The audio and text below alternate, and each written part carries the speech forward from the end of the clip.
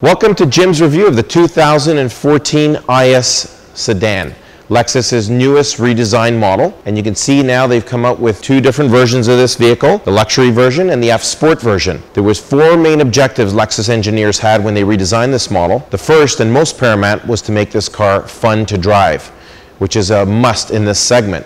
The second was to actually take the design of this vehicle and make it far more sportier and dynamic, which is what the owners come to expect as well in this segment. The third was to take the F Sport brand and elevate it to a new level and to go further than just skin deep like it was in the previous model. And we'll talk a bit more about that. And the fourth was to not take away the comfort that Lexus owners come to expect in these vehicles. Now we're going to start with the IS 250. This is actually the luxury version, which is the highest package that Lexus has to offer in this model. And you'll look at the design. We'll start with the design exterior here. This is probably the boldest expression I've ever seen Lexus come out with their L finesse design and this new spindle grille. And you start from the front here. You can see these beautiful, dramatic new character flow lines that start from the spindle grille and work their way right up into the A-pillar. You'll see the new daytime LED running lights, shaped like an L, part of their L finesse design. And it's also been separated from the headlight now. That's a Lexus first. You'll see the other lines that start from the front of the vehicle here and work their way all the way to the rear taillight lens. Okay, and it's kind of bow-shaped, so it gives it that sportier, almost F1 type body shape. And then there's these little aerofoils that are located just behind the mirror here in the A-pillar, and a couple of more in the rear tail ends. One of the things they try and achieve with these aerofoils is to tighten the airflow on either side of the vehicle. As you're driving at higher speeds, vehicles can become unstable. These vortices that these generate actually tighten the airflow on either side of the vehicle to keep it more stable. Gives it a better, more fun to drive experience. You'll also see that there's a lot more downforce on the vehicle now. They've redesigned it and brought the coefficient drag to 0.28, and they've increased the downforce on the vehicle. Again, improving stability. And one of the things they did to also add better stability was to change the suspension now. The multi-link suspension actually is designed to give the car 15% better traction on that tire as you're taking these fast turns. Very impressive. Some of the other character flow lines you can see start at the bottom of the rocker panel, work their way just over the rear wheel here, and ties into this rear combination taillight again. So you can see that beautiful line. So they've really done a great job of smoothing and carrying these flow lines across the vehicle. Now we're getting a look here at the beautiful 18-inch aluminum alloy wheel that comes on the non-F Sport package. Now in the rear, you can see what they've done here. They've got the dual exhaust, gives it a much sportier look. You got the L finesse that carries right into the tail ends here, and the lines that flow right into the trunk area here. So you can see a lot of little lines that sometimes you don't see until you get up close to the vehicle, but lots of attention to detail in this design. Better than I've ever seen. Now we're just getting a look underneath the hood of the new 14 IS 250, and this one you'll see that it still has the same 2.5 liter V6 engine. It's a small block V6, still very efficient. Not a lot of changes as far as the horsepower goes, still 204, but lots of changes as far as how they actually position things in the vehicle now. With the longer wheelbase of the vehicle, they've increased it by 3.5 inches. You'll find that a lot more of the weight, including the engine, is centered between the wheels now. You'll also find that there's a lot more laser welding. They've actually increased the laser welding significantly in the new model. That gives it better rigidity and better safety. The other thing they wanted to achieve, and they were able to achieve actually, is a 10% reduction in overall body weight. Because lighter means better agility and better safety and better braking. There's a lot of benefits to having the vehicle lighter while adding better safety features. You'll see the traditional fire blanket located underneath the hood here, okay, which is designed to protect occupants if a fire were to ever break out under the hood. You have the protective cowl here. They've redesigned it. Okay, gives it a much more beautiful and sporty look under the hood. Lots of rubber sealing all around the hood, like you typically find with Lexus, which keeps a lot of the dirt and debris out of this engine compartment, which gives it a better, longer life. And of course, you have still, okay, the hydraulics on either side. Okay, nice little touch, okay, because you don't have to look for that little prop rod. Now, some of the other things I want to mention as we're in the exterior here is the standard heated windshield at the bottom here. An excellent feature when you have lots of ice and snow at the bottom of the windshield. That prevents the blades from sticking. Just up here, you'll see in these channels that traditionally have the little plastic molds in here. Okay, they've actually laser welded this. This is a Lexus first, and that actually added more rigidity again, and it takes away from that little You see those little plastic molds sometimes that tend to peel up, or you get wear and tear with them, or water that builds underneath them. You don't have to worry about any of that with these new laser welds that they've added in this area of the vehicle. Now they've redesigned the key for the IS this year. It's a much sleeker looking key. It's got the L finesse actually built into the key. Nice design. It is a smart key which allows us to simply walk up to the front doors at any point in time and just simply pull the handle when we want to unlock the car, provided the key is within a meter. So we can just keep it in our pockets or our purses. When we want to lock the car, again, we just close the door and press our finger right on the handle here. There's a little indent there. And that's how we lock our cars. Now, if we happen to leave our key inside the vehicle and close the door and try and lock it, it'll give us that alert, preventing us from locking our keys in the vehicle. Now, what do we do if the battery ever runs out? Okay, and this is an important question to answer. When the battery runs out in these keys, there's actually emergency power built in, just behind the little L inside the key. So what we would do is we just simply push the little button that says push on the side. That allows us to slide out a real key. Once we slide this real key out, it allows us to open the door. Okay, there's a little keyhole there. And once we get into the vehicle, we simply take this key, hold it pressed against the ignition for 2 seconds while our foot is on the brake, and that will allow us to start the car. One of the other nice things you'll find about the Lexus glass, in addition to being thicker and quieter, which is something we come to expect with Lexus, it's also UV protected. And you'll notice just by simply looking at the color of my hand as it goes behind the glass, you'll see that green tint. That's the built-in UV protection. You actually get 90% protection in all the glass that filters it out, and 100% on the windshield. Now, some of the notables in the rear trunk area here, they were able to achieve this generous trunk space of 10.8 cubic feet here by one of the design changes, which was the suspension. They've also added an optional 60/40 split rear seat, an excellent new addition to this lineup. Now, as a security feature, you'll also notice on the back of these split seats, there's a lock and unlock feature. When I lock these seats, it doesn't allow anybody to fold them down from inside the vehicle anymore. A perfect situation if you need to valet your car. Other notables on the rear trunk include our trunk release button on the right here, our backup camera for the models that are equipped with it like this, which from time to time you'll need to give it a little clean off, and our little keyhole that lets us into the trunk again. When the battery dies on your key, we can still slide out that little key and use it to get into our trunk if we need be. Now in the trunk, you'll also notice we have a few tie-down hooks for luggage. When we're traveling, we can tie down our luggage so it doesn't slide around. And of course underneath we have our spare tire with our jack located off to the side on the left side there, and some tools that Lexus provides you on the right hand. A screwdriver, okay, and your bar that allows you to screw your bolts on and off to get your wheels fastened. Now, sitting in the back of the new Lexus IS, as we know, they've increased the wheelbase by 3.5 inches, so now that is allowed for better leg space in the rear. And this is something that Lexus was always lacking in the back of the IS, and they've done a great job this time. Inside the armrest, you'll also find a couple of cup holders, okay, with holders underneath. Nice, simple design. Now, one of the other things I noticed when I got into the back seat is the comfort. It's a lot better than the last vehicle because it seems to have much more thigh support. They've increased the thigh support in the front and rear of the seat. You also have the airflow. Okay, that's much better. So you have 2 ducts up top and 2 ducts underneath each seat. Now, as beautiful as the exterior of this vehicle is, it gets better.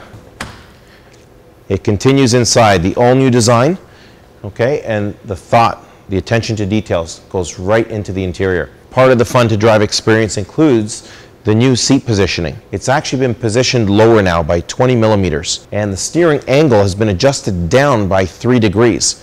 And this is all in an effort to make you feel like you're driving a much sportier vehicle. Even as I get in the vehicle, I notice the seating. It's much more bolstered now. So I can sit in the seat much better. It holds me a lot nicer. And I even get better leg support through this adjusted cushion length, which they've made longer for this model. Immediately you'll notice this beautiful LFA-inspired mirror design with the integrated signal light, and in this particular package you also have the blind spot monitor built into the mirror. So when we push the blind spot monitor button to activate it, We get the little lights that show up in either of the side mirrors, and that is what it actually alerts us to when there's a vehicle in our blind spot, to be careful and not to make that lane change. And if we do have somebody in our blind spot and we try and make the lane change, you'll see that little light start to blink really quickly on and off, telling us not to make the change. We have our auto closing up and down windows, auto up, auto down for all 4 of our windows. We have our lock and unlock over here with our window lockout protection when we have children in the car and we don't want them fiddling around with the windows. Our left and our right indicator lights to adjust the side mirrors with the mirror adjustment here in the center. Now in our packages that have the memory seating here, you'll see you have 1, 2, and 3 seat positions you can memorize. Once we set our mirrors, our steering wheel, and our seat in place, we simply hold the set button with the corresponding number that you want to program, and you get that little beep that tells us that it's been programmed. Now if you ever want to readjust it or reset it, we just make any minor adjustments, hold it again, set button and the number that we want to program, and then it's set. Our heated windshield, which is activated from inside, just on the left side of the console area. We have our park assist, which activates the park sensors in the front and rear bumpers. Again, this comes on packages like this luxury model, and our rear sunshade. Just underneath at the bottom here, we have our hood release and our trunk release. With our emergency brake, right on the left where it says push on off, so we push to activate it, and when we want to deactivate it, we push it again and it pops right back up. Our odometer and trip meter button on the left here, that goes from trip A to trip B to our odometer. And just to the right, we have a little picture of our center cluster area where we can make it brighter or dimmer from either side here and adjust the lighting. Again, on this luxury package, we also have the power tilt and telescopic steering wheel, which adjusts right on the side here. Goes in and out, goes up and down, power. And you'll notice on the side of the seat here, we have our standard 8-way power adjustable seats. Gives us a little bit of leg support here in the front. The back part of this one raises the whole seat up or down, or I can slide the whole thing forward or back to adjust for different lengths. This is where I can recline my seat forward and back, and we have our lumbar support here. And this is the same on both front seats. Just inside here, you'll notice the little auto feature, our parking light feature, and our headlight manual on feature. At the bottom where it says O, that means off. We click it forward once. We just twist this little tip into the auto, which allows it to turn on and off automatically when we lock or unlock the car. And just above it, this is something we don't use too often, just our parking lights. It actually turns on the daytime running lights on the bumper area. And our auto headlight is now manually headlight turned on at the top here. We have our beautiful new LFA inspired steering wheel design with our multitronic shifters on either side. Okay, we can downshift from the left side and upshift from the right side when we're in manual mode. Over here we have our modes, which can allow us to select AM, FM, or satellite, okay, the various modes in our radio modes, or even Bluetooth if we have our Bluetooth connected. We have a volume up down button on the left side here and our selection. Okay, whether we're in radio or whether we're in BT, which is Bluetooth, we can adjust our selection from here. Just below that, we have our phone answer and hang up button for our Bluetooth feature. And this is where we can give voice commands to the vehicle. On the right side of the steering wheel, we have our selection for our little TFT display, which is located between the 2 clusters. That allows us to actually select different things like our information screen, where we can check our current liters per 100, our fuel range, eco indicator telling us when we're driving eco-friendly, our tire pressure, as you can see, and our gear position. If we shift it to the right, we now go into our compass mode. Further to the right, we now have our audio selection, where we can select from Bluetooth audio. We can select AM, FM, all the various modes here. We have disc, we have USB, we can connect an iPod, auxiliary, okay, or AV. There's so many different modes in this new model. It's wonderful. We even have our little message screen when there's messages that the vehicle wants to give us, like a warning message if we need to get to a service station for any particular reason. There's multi-pages here, which allows us to flip through the different pages of information when we're in these various screens. On the right side of our steering column here, we have our wiper control. The top one is the off. The one just below it gets us into the one swipe. Then we have a second touch, which gets us into the fast mode. All the way up, shuts it off again. Now if I want to activate my auto, I just push the little auto button on the tip of the control here, and you'll see the little auto light that activates. We can also control the sensitivity of the auto rain sensing wipers from the inner control right here. On the bottom right hand side of our steering column here, there's a little on-off button we can push on the tip to activate the cruise. Once it's active, we can simply set it by pushing down on the button at the desired speed we've set it at. We can cancel by pulling it towards us or pressing on the brake pedal, or we can reset it by tapping it up once. As we move to the center of the vehicle, you notice this cockpit style design with this rising dash, and it flows beautifully into the horizontal instrument panel. Now you'll also notice that with this design, they've come up with this beautiful sunk in screen that we're used to seeing on a lot of our other models. They've now incorporated it on the IS, which will prevent sun glare and make sure that you can always see your instrumentation and all the functions on that map screen much clearer. And the other part about this design and this center console, the way they've set it up, makes the vehicle feel much more snug, but at the same time you feel quite roomy. And that's a brilliant design concept of this new IS. Starting from the bottom of the center console, you'll notice that the two cup holders are much better located than the previous model. Underneath the armrest, we have ample space, and we have a second USB as a standard feature now. Plus we have our little 12-volt insert where we can charge our phones.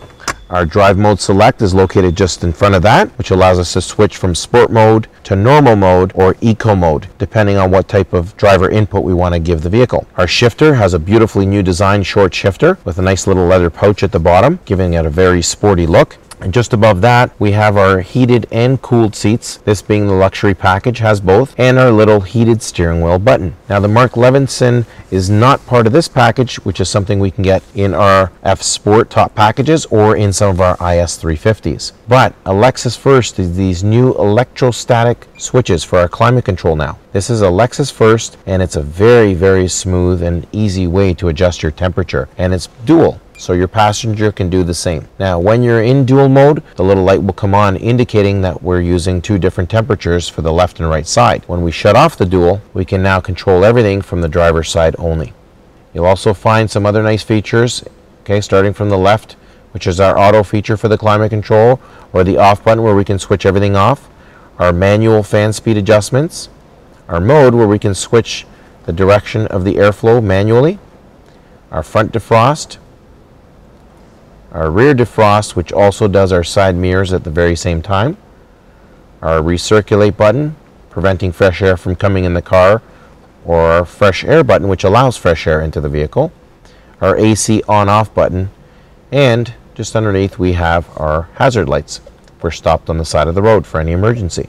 Our airbag on and off lights, these are based on who is sitting as a passenger in the front. Now you'll notice here where it says passenger, underneath we have the airbag off light, which is currently lit up. There's also an airbag on light, which would light up if we had a passenger in the front seat who could safely withstand the impact of the airbag based on their weight. Over here on the left we have our volume button, which turns the power on and off and adjusts the volume just like in pretty much every model. And on the right we have our tune knob button where we can tune our different stations from left to right. In the center we have our insert where we can load our single disc CD. It's no longer a 6-disc, and that's due to the fact that most of us are using Bluetooth audio these days or a USB to load up all our music. Now over here to the right of the shifter we have our second generation Lexus remote touch interface. And it kind of works like a mouse in your own home. You can move around the little mouse head here and just press down on it when you want to enter a feature on the center screen. At the top we have a menu button which takes us into all the different screens that we can go into. To the right of that we have the up-down arrows that allows us to adjust for different items on different screens where we can move up or down. And the little home button to the right which takes us to the home screen on that main screen. Now, as we get to our main screen, you'll notice this is what we're looking at is our home screen. And when we want to make adjustments to the home screen, they've actually sectioned it off into 3 little boxes. So we have the top left, which is currently displaying our climate control. The bottom left is actually our audio screen is how it's set currently. And on the far right, which is half of that screen, it displays the map. Now, if we want to change what we see on this default home screen, which is activated by the home button just above our remote touch interface here, we can go to the top right-hand side of the screen. We push this little button and it asks us what information would we like to display. We select it. So for example, if I want to show my audio screen and I want to move it to the top left, I just push my mouse now on the top left-hand side, and on my home screen now it's going to display the audio information on the top left. The bottom left is currently showing my climate control, but I can also change that by going back to that top right hand button on the main screen there. I click it with the mouse head. I can then select, for example, my fuel consumption and push that on the bottom left instead of my climate. and I probably want to keep my map on the right hand side. So I don't need to actually do anything. Once I've set this home screen the way I like it, it'll stay that way all the time. Now, if I want to go into my menu, which is also located just above the remote touch interface here, I can select what I want to see, like say for example navigation there, and that's what will display on the whole screen now. If I want to go back to that little triple view, I then just push the home button located at the top right hand side of my remote interface, and that's what I'll see again, my home screen. Otherwise, I go back to menu and select whatever screen I want to see, and it'll fill the whole screen. For example, climate. In my menu, this shows me all the various pages I can go into. My info screen, radio, media, phone, and my setup where I can do all my customization. Let's just briefly go into these screens one at a time. Starting with climate, this is where it shows us, gives us a little snapshot of what the climate control system is doing. Temperature on the left and right side. Our climate control is right now set on the auto feature, which basically sets its own fan speed and adjusts to the temperature that you've set it to be at. At the bottom of the screen, you'll notice you have the little auto button that's highlighted telling us it's in auto, the little off button where I can shut it off if I want with the mouse head instead of pushing it on the dash. And the AC is actually lit up right now in green, telling me the AC is running, which is actually good to keep running year round. I'll go back to that menu screen. Now we have our navigation to the right of that. Navigation, something a lot of us are familiar with, but what they've done with this generation is they've made it much better because they've got it in a high definition now. So this is where you can adjust. You see the little plus and minus at the bottom there to zoom out if you want to get more map, or you can zoom back in if you want to use the little plus sign. Now we can also do the same with the up down arrows just above the remote touch interface, and that's a little shortcut. You can push the up down arrows and adjust in or out by pushing it in or out with the little up down arrows. At the top we see options here. In the options, it allows us to adjust the different map modes. So if we want to do dual map, compass mode and map, okay, for example, we'll press that one, and then this is what it'll look like. We have a little compass on the right hand side with our map. We can go back to options and just hit map mode and map only to get back to that full map screen again.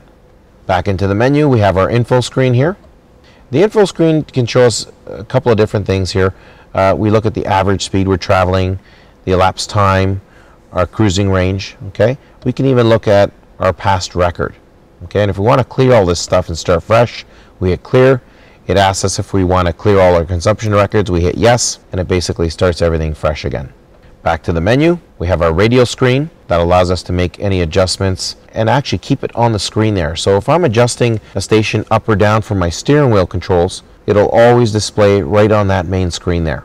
I can also do it with my up-down arrows just above the remote touch interface. And I can even do it with my mouse. So I can hit the little up-down arrows on the screen with my mouse. Back to the menu, our media screen. Now the media screen is where we can put in a source like Bluetooth, auxiliary, AV, iPod, disc, or USB. And these are all the little items that you'll find under your media screen. Different from the radio screen, which only covers AM, FM, and satellite. Now our phone screen. The phone screen allows us to pair multiple phones to the vehicle via Bluetooth. And the first thing it asks us when we go into this screen is if we want to pair a phone now, we would hit yes, and then we would have to go to our handset and set it all up through the Bluetooth. One of the things you'll find is when you do pair your phone, it'll also pair all your contacts. The Lexus system also, with certain smartphones, will allow you to receive and send emails right from your screen. The last one is the setup screen here, where we can do a lot of customization. For example, in the general screen here, you'll notice that you can adjust the unit of measurement from miles to kilometers. You can change the language from English to some of the other languages that are offered, like French or Spanish. We can adjust the color of the buttons on the screen. We can adjust the keyboard layout. You can even customize images by inputting them on a USB, plugging them in under the armrest, and downloading, say, pictures of your family into the system, and that's what you'll see as a startup image when the car starts. Your auto screen change, we can shut on or off. Our selection sound, our pointer sound, and error sound, which we can always turn on or off. Our center clock here, nice little touch there with the new design. Now you'll notice when I start the car, you'll immediately see the clock light up with those beautiful little LED lights inside. It's an analog LED clock. Simple adjustments from left to right. Okay, when I push the little button on the far right here, it moves it forward. If I use the button on the far left, spins the clock back the other way. Very user friendly. Now, the detail flows right even over above the glove box area here. And you'll see the dark charcoal wood in this particular package. And there's your release for your glove box. And you can see they've made a very nice job of designing the inside of that. The little shelf inside. And we even have a little key there. So if we want to valet our car, we can actually use our key to lock it, which will prevent people valeting our cars from getting to our personal belongings. Now our visors here, you'll see we have little inserts for business cards. Just behind it, we have, of course, our vanity mirror.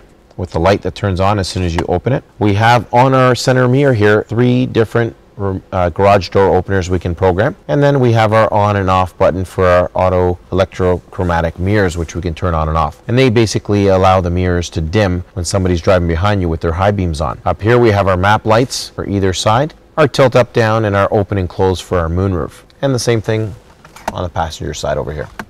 Very nice layout. And for driver or front passenger comfort, we can always adjust our seatbelts up or down so it rests better on our shoulder. Now, some of the most impressive features on this 2014 IS are the ones you don't see. And by that, I'm referring to the safety features like the 8 standard airbags that come on this vehicle, as well as the rear cross traffic alert that comes on this luxury package we've just looked at. And that can actually detect when a vehicle is just about to back out of a parking space and there's a vehicle approaching. It'll detect that and give you an alert. There's also the lane departure alert. That tells us when we're drifting out of our lanes without using a signal. Great safety feature as well, which comes on this luxury package. Now, if you're looking at how to fuel up your new IS, you won't have to look for a button inside the vehicle because it's this technology from the new GS, which is simply pushing the lid, and the lid opens up and allows you to access. Now, the trick is that the doors have to be unlocked or this will not work. When the doors are locked on the vehicle and you push on this, it won't let you open it. Only when the doors are unlocked. Now that we've had a chance to get a really close-up look at it inside, now it's time to get outside and see how fun it really is to drive. So here we are in our first test drive of the 2014 IS250. It's exciting. Everything just feels like it's in the right spot. It's very, very ergonomically laid out. My legs have lots of space. I have a nice grip on the steering wheel, better than the previous model. Nice attention to detail with the stitching. The seat's holding me in quite firmly, especially on some of these turns, which I really quite like. So you kind of feel snug, but you feel very roomy at the same time.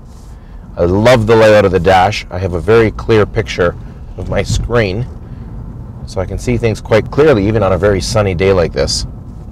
The visibility seems to improve quite a bit too. These mirrors give you a lot better visibility than the old ones.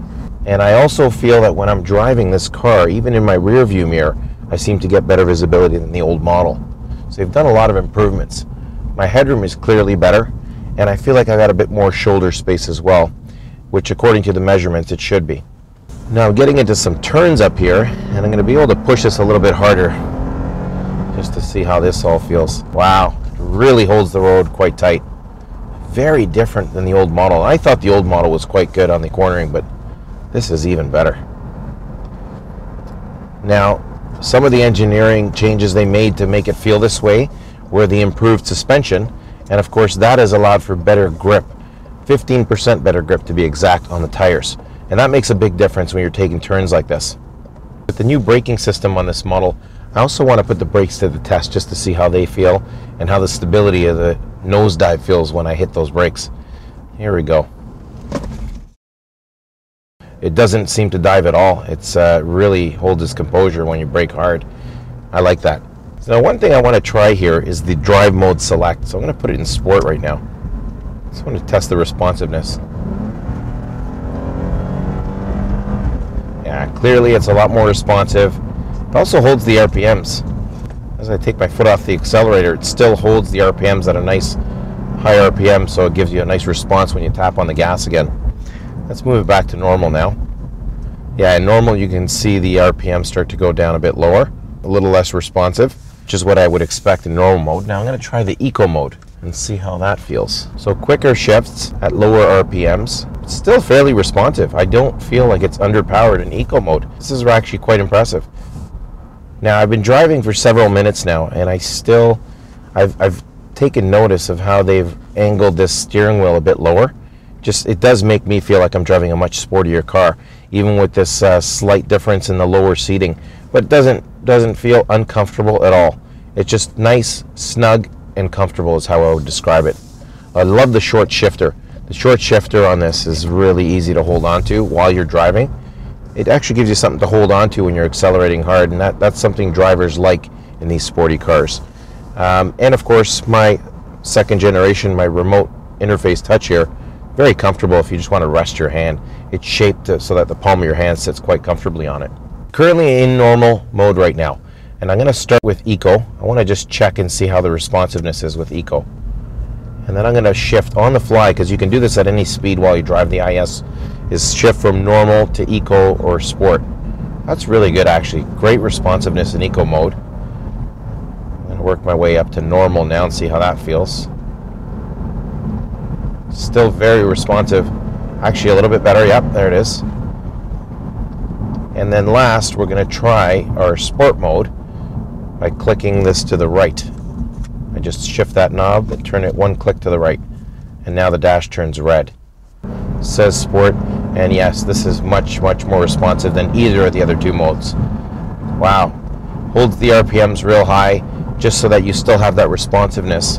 If you're about to go into a turn, it's designed to hold that RPM high, so when you come out of the turn, you can simply hit the gas pedal hard and you'll have that responsiveness waiting for you, so you can just re-accelerate as you get out of that turn. Very intelligent design with the transmission and the engine, and it's very seamless. Now here I am going into some turns in sport mode.